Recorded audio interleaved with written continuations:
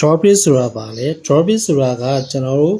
ကျမ်းမာရေးဖြည့်စွက်တက်စာနဲ့အလားကုန်ပစ္စည်းတွေကိုရောင်းတဲ့ online shopping application လေးတစ်ခုเนาะသူ့ကိုဖုန်းထဲမှာကျွန်တော်တို့က Play Store တို့ Apple Store တို့ Huawei Gallery တို့မှာအလွယ်တကူတောင်းပြီးတော့အသုံးပြုလို့ရတယ်เนาะကျွန်တော်ဖုန်းထဲကနေပြီးတော့ပဲကျွန်တော်တို့သူ့တွေကကျမ်းမာရေးဖြည့်စွက်စာနဲ့အလားကုန်ပစ္စည်းတွေကိုကျွန်တော်တို့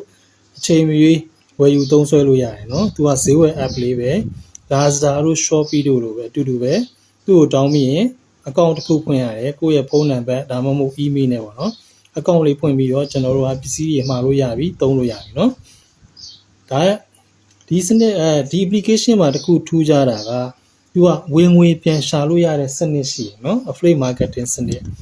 ဒီ application ကိုကျွန်တော်တို့ကကြော်ညာမျှဝေပေးပြီးတော့ကျွန်တော်တို့ရဲ့ link နဲ့ချိတ်ဆက်ထားတဲ့ customer တွေကဒီတဲ့ထုတ်ကုန်တွေကိုဝယ်သုံးတိုင်းသူတို့ဘာသူဖုန်းနဲ့နေဝယ်သုံးတိုင်းကျွန်တော်တို့ commission ရတဲ့စနစ်ရှိရပေါ့နော်ဒါက affiliate marketing လို့ခေါ်တယ်เนาะကျွန်တော်တို့က application ကိုကြော်ညာပြကျွန်တော်တို့ပစ္စည်းတွေရောင်းကြမလို့ပို့ကြမလို့ထုတ်ပိုးကြမလို့ကုမ္ပဏီကအကုန်လုပ်ပေးတယ် application က24နိုင်ကျွန်တော်တို့ရောင်းပေးတယ်เนาะဒါ Dropit ကလုပ်တဲ့စနစ်ပေါ့နော်ဒီဝင်ငွေရှာတဲ့စနစ်ကိုအကိုတို့မတို့က application ကိုတောင်းပြီးတော့လုပ်ချင်လဲရတယ်မလုပ်ချင်လဲရတယ်ဒါအကိုတို့မတို့ရဲ့သဘောပဲเนาะယူတနန်းဝယ်သုံးရင်လည်းရတယ်เนาะ customer အနေနဲ့ဘာမှမဖြစ်ဘူးတကယ်လို့ကျွန်တော်တို့ကဝင်ငွေရှာမယ်ဆိုရင်တော့ကျွန်တော်တို့ကဒီကိုယ့်ရဲ့ account ကို ID ရှိတဲ့ account ဖြစ်ပြောင်းရမယ်เนาะဘာလို့ဆိုတော့ဒီ ID ကုတ်နဲ့မှကျွန်တော်တို့ကဟိုချိတ်ဆက်ပြီးတော့ customer ကိုချိတ်ဆက်ပြီးတော့မှဒီ customer ရဲ့ဝယ်သွားတိုင်းကျွန်တော်တို့က commission ကရမှာเนาะ ID ကုတ်မရှိရင်ဝင်ငွေတော့မရအောင်เนาะရိုးရိုးပဲရ ID ကုတ်ဆိုတာဒီလိုဟာလေးကျွန်တော်တို့ account ထဲမှာပဲနှိပ်လိုက်ရင်ဒီလိုမျိုးကိုယ့်ရဲ့ ID ကုတ်လေးကြာလာမယ်เนาะဒီ link နဲ့ချိတ်ဆက်ပြီးကျွန်တော်တို့ကကြော်ညာပေးရတာ customer တွေပြီးရင်ဝင်ငွေရဘယ်လိုရလဲဆိုဝင်ငွေရဘယ်မှမပို့ဘူးဒီ account လေးကိုပဲလွှဲပေးတာဒီနေရာလေးကိုကြည့်လိုက်ရင်ကျွန်တော်တို့ commission ကဝင်ငွေကိုတွေ့ရမယ်เนาะဒီမှာ commission ကထောင်တယ်ဒါဖောက်တယ်တွေကဈေးဝယ်သွားတိုင်းကျွန်တော်တို့ commission ကကို Dropit ကချက်ချင်းကျွန်တော်တို့ရဲ့ Dropit account တွေကိုချက်ချင်းလွှဲပေးတာเนาะကျွန်တော်တို့အဲ့ဒါကိုကျွန်တော်တို့ရဲ့ ban နဲ့ချိတ်ဆက်ပြီးတော့ထုတ်သုံးရုံပဲเนาะဒါက Dropit ရဲ့စနစ်ပဲเนาะကျွန်တော်တို့ Dropit မှာကဝင်ငွေရှာလို့ရတဲ့အဆင့်က3ဆင့်ရှိရယ် BO ရယ် CEO ရယ် PN ရယ်ပေါ့เนาะ partner ရယ်ပေါ့အဲ့ဒါဝင်ငွေတွေအဆင့်လိုက်ဘယ်လိုခွဲဝေပေးလဲဆိုတော့ကျွန်တော်ဒီနေ့မျှဝေပေးမယ်เนาะအားလုံးကြည့်ကြအောင်ဒီနေ့ကျွန်တော်ကဒီ Dropit application မှာဝင်ငွေတွေကိုကျွန်တော်တို့ဘယ်လိုပေးလဲဆိုတာကိုကျွန်တော်ရှင်းပြမယ်เนาะအချင်းချုပ်ပါเนาะဒါကကျွန်တော်တို့ Dropit ပေါ့เนาะ Dropit ဒါက Dropit မြင်ရလား Dropit เนาะ Dropit မှာကျွန်တော်တို့ဝင်ငွေပေးတဲ့အဆင့်က30ပဲရှိတယ်အများကြီးမရှိဘူးเนาะ BO ပထမတစ်ဆင့်က BO သူကတော့ commission ကကုမ္ပဏီကသူနဲ့ချိတ်ဆက်ထားတဲ့ customer တွေကပစ္စည်းဝယ်သုံးတိုင်း40ရာခိုင်နှုန်း commission ကရတယ်เนาะ BO က40ရာခိုင်နှုန်း commission ကရတယ်ပြီးတော့သူကိုယ်တိုင်ဝယ်သုံးမယ်ဆိုရင်လေကုမ္ပဏီကသူ့ကို short ဈေးဘယ်လောက်ပေးလဲဆိုရင်30ရာခိုင်နှုန်းထိ short ပေးထားတယ်เนาะပစ္စည်းတိုင်းဘယ်ပစ္စည်းမဆိုဝယ် BO က30ရာခိုင်နှုန်း short ဈေးရတယ် BO အဆင့်ရပြီးတော့သူ့မှာဝင်ငွေလမ်းကြောင်း sorry ဝင်ငွေပေါ့เนาะဒါငွေပေါ့ commission ဝင်ငွေလမ်းကြောင်းကဘယ်နှကြောင်းရှိလဲဆိုရင်4ကြောင်းရှိတယ်เนาะသူ့မှာငွေရတဲ့လမ်းကြောင်း4ကြောင်းရှိတယ် BO မှာเนาะ commission က40ရာခိုင်နှုန်းရတယ် short ဈေးက30ရာခိုင်နှုန်းရတယ်ငွေဝင်လမ်းကြောင်းက4ကြောင်းတော့ရှိတယ်เนาะဘယ်လိုဝင်လဲဆိုတော့ကျွန်တော်ပြီးရင်ရှင်းပြမယ်เนาะပြီးလို့ရှိရင်သူ့ရဲ့အောက်မှာ CEO ရှိတယ် CEO လို့ခေါ်တယ် CEO ကကြတော့ commission က30ရာခိုင်နှုန်းရတယ်သူနဲ့ချိတ်ဆက်ထားတဲ့ customer တွေကဘယ်ထုတ်ကုန်မဲ့ဖို့ပဲသူက30ရာခိုင်နှုန်း commission ကရတယ်เนาะပြီးရင် short ဈေးကလည်း30ရာခိုင်နှုန်းထပ်ရတယ်เนาะ CEO ရဲ့ short ဈေးက30ရာခိုင်နှုန်းရတယ်ပြီးတော့သူ့ရဲ့ဝင်ငွေလမ်းကြောင်းနှစ်ကြောင်းရှိတယ်ဝင်ငွေလမ်းကြောင်းကသူ့မှာနှစ်ကြောင်းရှိတယ်နော်ဝင်ငွေလမ်းကြောင်းနှစ်ကြောင်းရှိတယ်ဝင်ငွေလမ်းကြောင်းကနှစ်ကြောင်းရှိတယ်နော်ပြီးတော့နောက်တစ်ဆင့်က PN က15ရာခိုင်နှုန်းကော်မရှင်ကရတယ်ထုတ်ကုန်တွေကိုရောင်းတိုင်း15ရာခိုင်ကော်မရှင်ကရတယ်ရှော့ဈေးက15ရာခိုင်နှုန်းပေးတယ်သူ့ရဲ့ဝင်ငွေလမ်းကြောင်းကတစ်ကြောင်းပဲရှိတယ်သူ့ရဲ့ဝင်ငွေလမ်းကြောင်းတစ်ကြောင်းပဲရှိတယ်နော်အများကြီးရှိဘူးဒီလိုကော်မရှင်ကရတယ်ဆိုတော့ကျွန်တော်တို့ကပစ္စည်းလိုက်ရောင်းလို့ရတာမဟုတ်ဘူးเนาะကျွန်တော်တို့ကဒီထုတ်ကုန်ပစ္စည်းတွေရှိတဲ့ application ကိုပဲကြော်ညာပေးရတာလူတွေသိအောင်လူတွေရဲ့ဖုန်းထဲမှာ down သွားအောင်ကျွန်တော်တို့ကကြော်ညာမျှဝေပေးလိုက်တာ sharing လုပ်ပေးလိုက်တာအဲ့ဒါကိုသိသွားတဲ့လူတွေကသူတို့ဘာသူဖုန်းထဲမှာ Play Store ကနေ down တယ်ပြီးတော့ကျွန်တော်တို့ account တွေမဖွင့်တဲ့ကူဖွင့်ပေးတယ်ပြီးတော့မှသူတို့ကအဲ့ဒီထုတ်ကုန်တွေကိုသူတို့ဘာသူစိတ်ကြိုက်ဖုန်းထဲကနေ24နိုင်ကြိုက်တဲ့ချိန်သူတို့ဘာသူဝယ်တိုင်းကျွန်တော်တို့ commission ကရတယ်ဒီစနစ်နဲ့သွားတာเนาะ topic ကအဲ့စနစ်နဲ့သွားတာပြီးတော့ဒီလိုမျိုး BO အဆင့်ရောက်ဖို့အတွက်ကျွန်တော်တို့ဘလို့ရည်ချင်းနေလို့လဲဆိုတာကျွန်တော်ရှင်းပြမယ်เนาะ BO တယောက်ဖြစ်ဖို့အတွက်သူ့မှာ BO တယောက်ပေါ့เนาะ BO တယောက်ဖြစ်ဖို့အတွက်ကဘာတွေလိုရလဲဆိုရင်သူ့ရဲ့အဖွဲ့ပေါ့เนาะသူ့ရဲ့ partner ပေါ့သူနဲ့ချိတ်ဆက်ထားတဲ့သူ့ရဲ့မိတ်ဆွေတင်ငယ်ချင်းတွေကိုသူက CEO အဆင့်ရောက်အောင်လုပ်ပေးရမယ်3ယောက်ပေါ့เนาะလုပ်ပေးနိုင်မယ်ပြီးလို့ရှိရင် all CEO သူ့ရဲ့တစ်ဖွဲ့လုံးနဲ့ CEO ကအယောက်9ယောက်ဖြစ်လာမယ်အားလုံး CEO 10ယောက်ပေါ့เนาะပြီးလို့ရှိရင်နောက်တစ်ဆင့်က all PM ဒီလို PM အဆင့်အယောက်300เนาะသူနဲ့ဓာတ်ရိုက် CEO 3ယောက်နောက်ကတစ်ဖွဲ့လုံးထဲမှာ CEO 9ယောက်အားလုံး CEO 10ယောက်ဖြစ်အောင်သူကကူညီပေးမယ်လမ်းပြပေးမယ်တင်ပြပေးနိုင်မယ်ဆိုရင်၎င်းပြီးလို့ရှိရင်သူ့ရဲ့တစ်ဖွဲ့လုံးထဲမှာဒီလို PM အဆင့်အယောက်300ပြည့်လာတဲ့ချိန်ကျရင်သူက BO ဖြစ်တယ် BO အဆင့်ကိုအဲ့ဒီအရာပြည့်ရင် BO အဆင့်ကိုရောက်တယ်နော် BO အဆင့်ကိုရောက်ရင်40ရာခိုင်နှုန်းကော်မရှင်ရမယ်ရှော့ဈေးကအမြဲတမ်း30ရာခိုင်နှုန်းရှော့ဈေးရမယ်ဝင်ငွေလမ်းကြောင်းက4ကြောင်းရမယ်နော်ဒါ BO အဆင့်တခါ CEO ဖြစ်ဖို့ဘယ်လိုရည်ချင်းနေလို့လဲဆိုလို့ရှိရင် CEO တယောက်ဖြစ်ဖို့အတွက်သူ့ရဲ့ဓာတ်ရိုက်ချိတ်ဆက်ထားတဲ့ PM သူ့ရဲ့မိတ်ဆွေတွေကို PM ဖြစ်အောင် PM 10ယောက်ဖြစ်အောင်သူကလမ်းပြပေးရမယ်လမ်းပြပေးနိုင်ရမယ်ပေါ့နော်ပြီးလို့ရှိရင် all PM သူ့ရဲ့တစ်ဖွဲ့လုံးတွေကနော်သူရဲ့အစင်စင်ချိတ်ဆက်ထားတဲ့တစ်ဖွဲ့လုံးတွေမှာအယောက်20နောက်တဲ့ PM အယောက်20အားလုံး PM အယောက်30ဖြည့်လာတဲ့အချိန်ကျရင်သူက CEO အဆင့်ကိုရောက်တယ်နော်သူရဲ့ CEO ဖြစ်ဖို့အတွက်ဒီလိုရည်ချင်းတွေလိုအပ်တယ်ပေါ့နော်တခါနောက်တစ်ဆင့်က PM ဖြစ်ဖို့အတွက်ဘာတွေလိုအပ်လဲ PM ဖြစ်ဖို့အတွက်ကတော့ဒီ droppish တွေကထုတ်ကုန်ပစ္စည်းတွေကိုနော် droppish တွေကထုတ်ကုန်ပစ္စည်းတွေကိုကိုကြိုက်တဲ့လောက်တစ်ခုနှစ်ခုသုံးခုလေးခုကိုကြိုက်တဲ့လောက်တစ်ချိန်တစ်ခါဝယ်သုံးလိုက်တာနဲ့ကိုယ်ပိုင် ID ကုတ်ရတယ်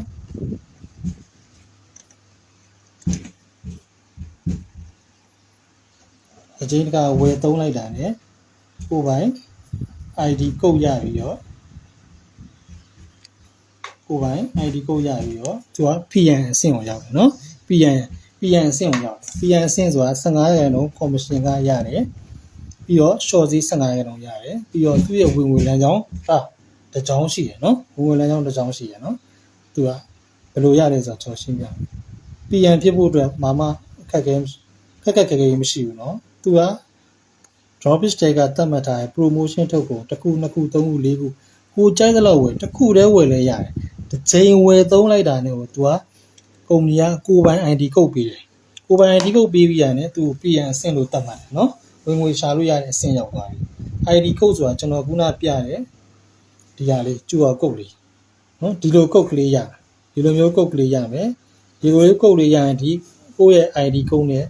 ကိုယ့်ရဲ့မိတ်ဆွေ customer ချိတ်ဆက်ပြီးတော့ကျွန်တော်တို့ account ဖွင့်ပေးမယ်ဒီလုပ်ငန်းနဲ့ချိတ်ဆက်ပေးမယ် နော်ပြီးတော့ကျွန်တော်တို့ချိတ်ဆက်ထားတဲ့ customer ရဝယ်သုံးလိုက်တာနဲ့ကျွန်တော် commission ကဒီလိုမျိုးရမယ်နော်15ရာဒါဆိုလို့ရှိရင်သူတို့ BO တယောက်ဖြစ်ဖို့အတွက်ဒါတွေလိုအပ်တယ် CEO တယောက်ဖြစ်ဖို့အတွက်ဒါတွေလိုအပ်တယ် PN တယောက်ဖြစ်ဖို့လည်းဒီလိုရည်ချင်းလိုအပ်တယ်ဒါဆိုလို့ရှိရင်ကျွန်တော်တို့ကဝင်ငွေဘယ်လိုရှင်းပေးတာလဲဆိုတာပြမယ်နော်40ရာခိုင်နှုန်း30ရာခိုင်နှုန်း15ရာခိုင်နှုန်းကိုဘယ်လိုပေးလဲဆိုတာကိုကျွန်တော်ရှင်းပြပေးမယ်ပထမဆုံးကျွန်တော်က BO ပေါ့နော် BO တစ်ဆင့်ပြီးရင်သူ့ရဲ့အောက်မှာ CEO ပြီးရင် PN နော် PN ပေါ့နော်ကျွန်တော်တို့3ဆင့် BO CEO PN နော်ဒီလိုကျွန်တော်တို့က3ဆင့်ရှိတယ်နော်ဒီလို3ဆင့်ရှိတယ် BO ကတော့ထိပ်ဆုံးပါနော် BO ကတော့ထိပ်ဆုံးသူကဘယ်လိုပေးလဲဆိုရင် BO တယောက်က BO ကဒီလုပ်ငန်းကိုချိတ်ဆက်ကြော်ညာပေးပြီးတော့ customer တယောက်သူ့မှာရှိအောင်နော်သူရဲ့ customer ကလည်းဒီလုပ်ငန်းမှာစိတ်ဝင်စားတယ်ပေါ့နော်ဥပမာပြောပြရင်သူလည်း PN ဖြစ်ချင်တယ်သူလည်း PN ဖြစ်ချင်တဲ့အတွက်ဒီထဲမှာဝင်ငွေရှာချင်တဲ့အတွက်သူကလည်းထုတ်ကုန်ပစ္စည်းတစ်မျိုးနှစ်မျိုးသုံးမျိုးကြိုက်တဲ့လောက်ဝယ်လိမ့်မယ်နော်ကျွန်တော်ဥပမာသူကလည်းဒီလိုမျိုး ID လိုချင်တဲ့အတွက်သူပစ္စည်းနှစ်ခုဝယ်လိုက်တယ်ပေါ့နော်ပစ္စည်းနှစ်ခုဝယ်လိုက်တယ်3000နဲ့အဲ့လိုဝယ်လိုက်တာနဲ့သူ့ရဲ့သူချိတ်ဆက်ထားတဲ့ customer ဝယ်လိုက်တာနဲ့ကုမ္ပဏီက BO commission ကဘယ်လောက်ပေးလဲ40ရာခိုင်နှုန်းနော်40ရာခိုင်နှုန်း commission ကကွဲပေးတယ်အဲ့ဒါဘယ်လောက်ရလဲဆိုတော့1200နော်ချက်ချင်းသူ့ကို1200 commission ကပေးရနော်ဒီကအယောင်းဝယ်ဖြစ်ပြီဆိုတာ ਨੇ ဒါဝင်ငွေလာဒါဓာတ်ရိုက်သူနဲ့ဓာတ်ရိုက်ဝယ်တဲ့လူပေါ့နော်40ရာခိုင်နှုန်းရတယ်နောက်တစ်ဆင့်ဒီမှာလဲ CEO ကလည်းဒီလိုပဲအခွင့်အလမ်းတွေကြော်ညာပေးတာလို့သူနဲ့ချိတ်ဆက်လာတဲ့လူရှိတယ်သူကလည်းလုပ်ငန်းကိုလေ့လာပြီးတော့သူလည်း ID ယူမယ်ဝင်ငွေရှာခြင်းတဲ့အတွက်သူကလည်း shopping ထွက်တယ်ပေါ့နော်သူကလည်း ID ယူဖို့ပစ္စည်းဝယ်လိုက်တယ်ဒါဆိုလို့ရှိရင်သူက3000နဲ့ဝယ်တယ်ပစ္စည်းနှစ်စုံပေါ့နော်ဝယ်လိုက်တယ်ဒါဆိုရင် commission က CEO က30ရာခိုင်နှုန်းရတယ်30ရာခိုင်နှုန်းရတဲ့အတွက်ဘယ်လောက်ရလဲဆိုတော့900ရတယ်နော်ဒါက CEO ကသူနဲ့ဓာတ်ရိုက်ရတဲ့အတွက်30ရာခိုင်နှုန်း commission ကရတယ်ပြီးတော့30ရာခိုင်နှုန်း commission ကပေးပြီးရတဲ့အတွက်ကျွန်တော်တို့ကဘယ်လောက်ပို့လဲဆိုတော့40ရာခိုင်နှုန်းကုမ္ပဏီကသူရောင်းအားတွေက40ရာခိုင်နှုန်းကိုကျွန်တော်တို့ဒီ user တွေ ID ရှိတဲ့လူတွေအကုန်ခွဲပေးတာเนาะအဲ့အတွက်ကျွန်တော်တို့က30ရာခိုင်နှုန်း commission ကပေးရှင်းပြီးသွားပြီကျန်တဲ့10ရာခိုင်နှုန်းကုမ္ပဏီကဘယ်သူ့ကိုပေးလဲဆိုတော့ BO ပေးလိုက်တာเนาะ BO ကအဲ့မှာ10ရာခိုင်နှုန်းထပ်ရတယ်300เนาะအဲ့ဒါဆိုရင်ကုမ္ပဏီက40ရာခိုင်နှုန်းအပြည့်ပြန်ပြီးတော့ခွဲပေးလိုက်တာเนาะဒါဆိုရင် BO ကဝင်ငွေလမ်းကြောင်းသူနဲ့ဓာတ်ရိုက်တစ်ဆင့်တစ်ခါသူ့အောက်က CEO ကနေတစ်ခါဓာတ်ရိုက် CEO နဲ့တစ်ဆင့်ခံရတယ်တစ်ခါထပ်လာတယ်เนาะအဲတော့သူကဝင်ငွေလမ်းကြောင်းနှစ်ကြောင်းရှိသွားပြီเนาะဒီမှာဓာတ်ရိုက်က1200ရတယ်ဒီ CEO တစ်ဆင့်ခံတာကနေပြီးတော့300ထပ်ရတယ်เนาะ commission က10ရာခိုင်နှုန်းထပ်ရတယ်เนาะဒါကနောက်တစ်ကြောင်းလာအောင်မယ်เนาะဒီမှာ PN ကလည်းသူကလည်းဒီကြော်ညာပြီးသားလို့သူနဲ့ပွဲဝင်လာပြီးချိတ်ဆက်တယ် customer ကသူကလည်း ID ယူမယ်ပေါ့နော်သူကလည်းဝင်ငွေရှာခြင်းနဲ့ ID ရလိုချင်တဲ့အတွက်သူကလည်း ID ယူဖို့ပစ္စည်းဝယ်လိုက်တယ်3000ဒါဆိုရင် PN ရဲ့ commission က15ရာခိုင်နှုန်းသူ့အောက်ကလူကဝယ်လိုက်တဲ့အတွက်သူ့ကိုကုမ္ပဏီက15ရာခိုင်နှုန်း commission ကပေးတယ်အဲ့ဒါက450နော်ဒါ PN ရတာနော် PN က450ရတယ်နော်သူနဲ့ချိတ်ဆက်ထားတဲ့ customer ဝယ်သုံးတိုင်းသူက commission ကရတယ်နော်ပြီးလို့ရှိရင်15ရာခိုင်နှုန်း commission ကပေးပြီးတော့နောက်ထပ်15ရာခိုင်နှုန်းကိုကျတော့ CEO ပေးတယ်နော် CEO ကသူ့ကိုလမ်းပြပေးခဲ့တဲ့အတွက်ကုမ္ပဏီကသူ့ကို CEO ကို15ရာခိုင်နှုန်း commission ကခွဲပေးတယ်450အဲ့လို CEO ကဝင်ငွေလမ်းကြောင်းနှစ်ကြောင်းရှိတဲ့အတွက်နော်သူနဲ့ဓာတ်ရိုက်တစ်ကြောင်းသူ့ရဲ့ PN တစ်ဆင့်ခံရတဲ့တစ်ကြောင်းအဲ့အတွက်သူကဝင်ငွေလမ်းကြောင်းနှစ်ကြောင်းသူကရတယ်နော်သူက450ထပ်ရတယ်အဲဒါဆို15ရာခိုင်နှုန်း15ရာခိုင်နှုန်းဆိုတော့30ရာခိုင်နှုန်းပေးပြီးသွားပြီနော်10ရာခိုင်နှုန်းကျန်တယ်ကုမ္ပဏီက10ရာခိုင်နှုန်းဘယ်လိုပေးမလဲ BO ပေးလိုက်တယ်နော် BO ကတခါ10ရာခိုင်နှုန်း300ထပ်ရတယ်ဒါဆို BO ကဝင်ငွေလမ်းကြောင်းက တိုက်ရိုက်တစ်ကြောင်း CEO ကတစ်ဆင့်တစ်ကြောင်းတစ်ခါ PN ကနေတစ်ဆင့်တစ်ကြောင်းအားလုံးဝင်ငွေလမ်းကြောင်း3ကြောင်းရှိသွားပြီနော်ဒါ BO ရတဲ့ဝင်ငွေလမ်းကြောင်းတွေတစ်ခါ BO မှာ BO နဲ့တိုက်ရိုက်ချိတ်ဆက်ထားတဲ့ PN တယောက်ရှိတယ်အဲ့ PN ကလည်းသူကလည်းအခွင့်အလမ်းတွေပြောပြလို့သူ့မှာ customer တယောက်ကဈေးဝယ်သုံးတယ်နော်ဈေးဝယ်သုံးလိုက်တာနဲ့ဒီ PN ကဘယ်လောက်ရလဲဆိုတော့15%တော့ commission ကရတယ်15%ဆိုတော့သူက450ရတယ်နော်450ရတယ်သူက15%ပြီးလို့ရှိရင်15%ပေးပြီးရတဲ့အတွက်သူနဲ့သူ့ကြားမှာ CEO မရှိဘူးเนาะဒီလိုမျိုး CEO မခံတာဘူးသူက PN တိုက်ရိုက်เนาะ CEO မရှိရတဲ့အတွက်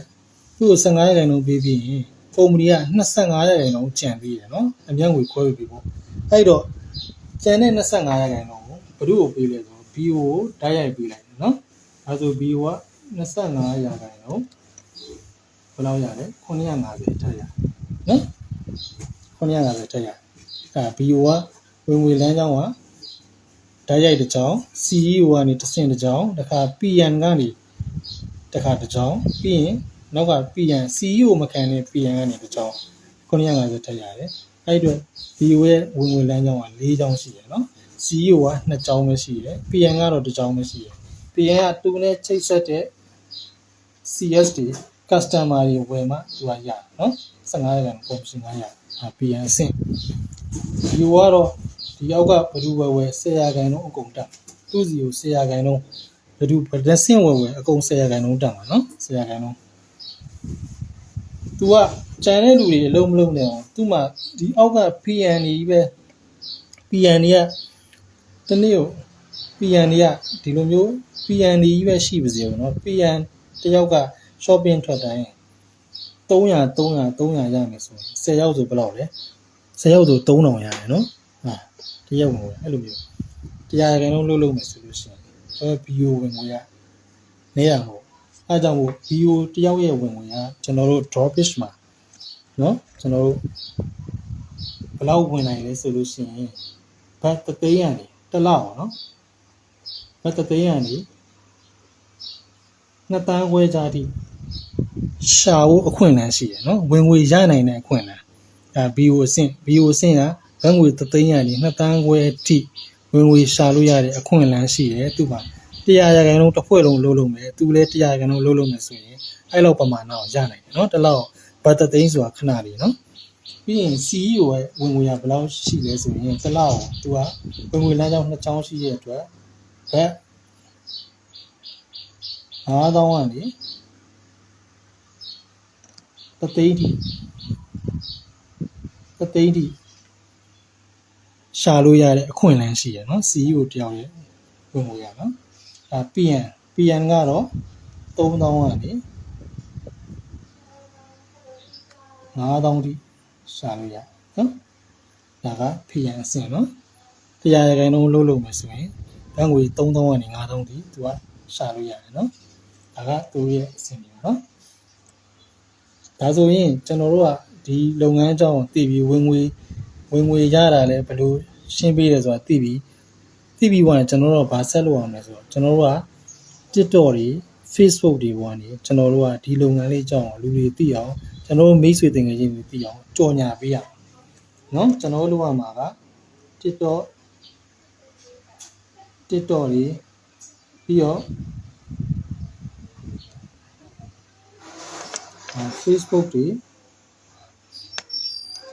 Facebook တွေကနေပြီးတော့ကျွန်တော်ကကြော်ညာပေးရမှာနော်ဒီလုပ်ငန်းကိုလူတွေသိအောင်ဝင်ငွေတွေရှာလို့ရတယ်ကျမရဲ့ဖြည့်ဆွတ်တဲ့ဆိုင်လက်ကုန်ပစ္စည်းတွေရှိတယ်အဲ့လိုမျိုးကျွန်တော်တို့ကိုယ်ပိုင် link ကိုသုံးပြီးတော့ကြော်ညာပေးရမှာအဲ့လိုစိတ်ဝင်စားလာတဲ့လူတွေကိုကျွန်တော်တို့ကဘာလုပ်ပေးရမလဲဆိုတော့သင်ကြားရေးအဖွဲ့တွေမှာတွားထည့်ပေးရမှာနော်လေ့လာလို့ရအောင်သင်ကြားရေးအဖွဲ့ကိုချိတ်ဆက်ပေးရမယ်ပြီးရင်ရိုးအကောင့်ကိုပြီးဖွင့်ပေးရမယ်နော်သင်ကြားရေးအဖွဲ့မှာချိတ်ဆက်ပေးရမယ်ရိုးအကောင့်ကိုပြီးဖွင့်ပေးရမယ်သူတို့ကို AC လေ့လာခွင့်ပေးရမယ်နော်ပြီးရင်သူတို့နားမလည်တာမသိတာတွေကိုတေချာရှင်းပြပေးရမယ်ကူညီပေးရမယ်နော်ကျွန်တော်တို့ကဒါပဲကျွန်တော်တို့ကအဲ့ဒါပြီးရင်ပြီးပြီနော်ဘာမှမရှိတော့ဘူးကျွန်တော်တို့ကဒီကျွန်တော်တို့နဲ့ချိတ်ဆက်ထားတဲ့ customer တွေကကျွန်တော်တို့ link နဲ့ချိတ်ဆက်ထားတဲ့ customer တွေကဈေးဝယ်သုံးနိုင်ကျွန်တော်တို့ commission ကရမယ်နော်ဒီလိုမျိုးရမှာနော် 40%အမြင့်ဆုံးရမယ်နော်ဒါဆိုရင်ကျွန်တော်တို့ Drawbase ကဝင်ငွေဘယ်လိုပေးလဲဆိုတာကိုသိတော့ဘူးလို့ထင်ပါတယ်အားလုံးပဲအဆင်ပြေကြပါစေ